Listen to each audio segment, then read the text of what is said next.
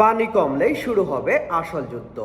দেশের বিভিন্ন অঞ্চলে চলমান বন্যা ও জলাবদ্ধতায় বিপর্যিত মানুষের দুর্দশা গভীরভাবে নাড়া দিয়েছে অভিনেত্রী জয়া আহসানকে।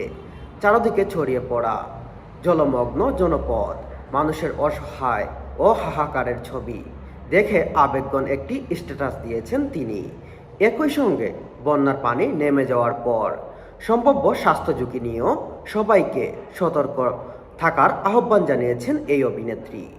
নিজের ভেরিফাই ফেসবুক পেজে জয়া আহসান লিখেছেন, গত কয়েকদিন ধরে চারদিকে জলমগ্ন ছবিগুলো মানুষের হাহাকার আর অসহায় দেখে কিছুতেই চোখ ফেরাতে পারছি না।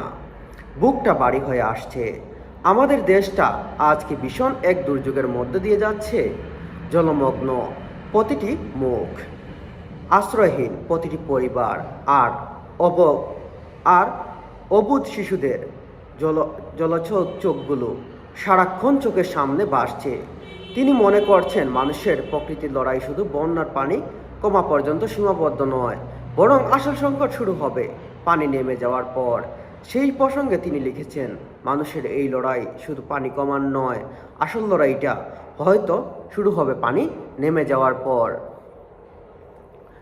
পানিবাহিত নানা রোগের ঝুঁকির কথা উল্লেখ করে জয়া আহসান সবাইকে সতর্ক হওয়ার আহ্বান জানান। তিনি বলেছেন, নিরাপদ পানি, শুকনো খাবার, পাশাপাশি বিশেষভাবে খেয়াল রাখতে হবে বৃদ্ধ মানুষ, গর্ভবতী নারী ও শিশুদের প্রতি। নোংরা পানি ও স্যাঁতসেঁতে পরিবেশের থেকে তাদেরকে দূরত্ব বজায় রাখার পাশাপাশি মানসিক ও শারীরিক সুস্থতার দিকেও নজর দেওয়ার অনুরোধ করেছেন তিনি।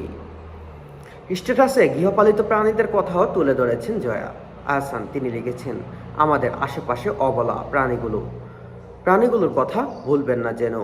বিপদের এই দিনে ওরা তো মুখ ফুটে কিছু কথা বলতে পারে।